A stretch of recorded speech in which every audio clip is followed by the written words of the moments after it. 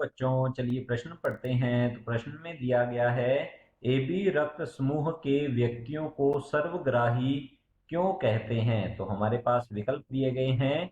Plasma में प्रतिजन A एवं B की अनुपस्थिति के कारण, आरबीसी में एंटी A एवं एंटी B प्रतिरक्षी की उपस्थिति के कारण, सी है प्लाज्मा में एंटी A एवं एंटी B प्रतिरक्षी की अनुपस्थिति के कारण, और डी दिया गया है आरबीसी की सतह पर प्रतिजन ए एवं बी की अनुपस्थिति के कारण। तो इस प्रश्न की मुख्य अवधारणा के बारे में हम जान लेते हैं। तो यहाँ लिखेंगे मुख्य अवधारणा।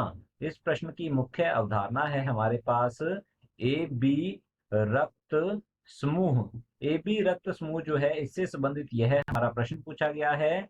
ए बी रक्त समूह जो है, इस रुधिर वर्ग वाले व्यक्ति के रुधिर की यदि आरबीसी की बात करें, तो यदि हम बात करें आरबीसी की, तो आरबीसी अर्थात लाल रुधिर कणिका की बात करें, तो इसकी प्लाज्मा झिल्ली जो है, इसकी प्लाज्मा झिल्ली पर एंटीजन पाए जाते हैं, और ये एंटीजन होते हैं एंटीजन। तो यहां हम लिखेंगे ये एंटीजन होते हैं एंटीजन ए और एंटीजन बी पाया जाता है। और यदि इसकी प्लाज्मा की बात करें, इसकी प्लाज्मा अर्थात रक्त प्लाज्मा की बात करें, तो रक्त प्लाज्मा में कोई भी प्रतिरक्षी नहीं पाई जाती। तो यहां लिख सकते हैं प्लाज्मा में प्रतिरक्षी जो है अनुपस्थित होती है। तो यहां लिख लेते हैं हम प्रतिरक्षी अनुपस्थित होती है, और प्रतिरक्षी अनुपस्थित होने के कारण ही AB रक्त समूह वाले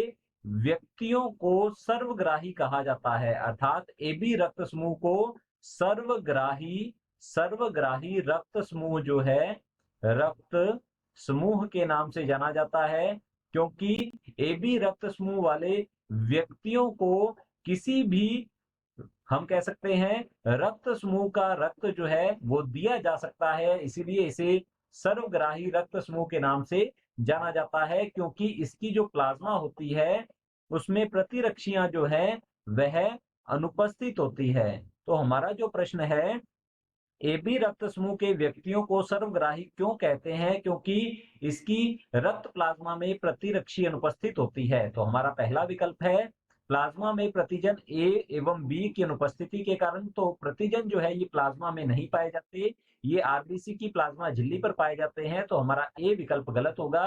बी विकल्प है आरबीसी में एंटी A एवं एंटी B प्रतिरक्षी की उपस्थिति के कारण। तो आरबीसी में नहीं पाई जाती ये प्रतिरक्षियां, ये प्लाज्मा में पाई जाती हैं। तो हमारा बी विकल्प भी गलत होता है। सी विकल्प दिया गया है प्लाज्मा में एंटी A एवं एंटी B प्रतिरक्षी की अनुपस्थिति के कारण। तो हमारा विकल्प सी जो है ये बिल्कुल सही उत्तर है। इसकी जो प्लाज्मा होती है, रक्त प्लाज्मा, इसमें किसी भी प्रकार की प्रतिरक्षी नहीं पाई जाती, ना तो एंटी A पाई जाती है, ना एंटी B पाई जाती है। इसी कारण से इसे सर्वग्राही रक्त समूह के नाम से जाना जाता है। डी दिया गया है आरबीसी की सतह पर प्रतिजन A एवं B की अनुपस्थिति के कारण। तो आरबीसी की प्लाज्मा झिल्ली जो है, इस पर एंटीजन A और B अर्थात प्रतिजन A और B दोनों उपस्थित होते हैं। तो हमारा डी विकल्प जो है ये भी गलत होगा। विकल्प सी बिल्कुल सही उत्तर है। आशा करता हूं आपको समझ में आया होगा। धन्यवाद।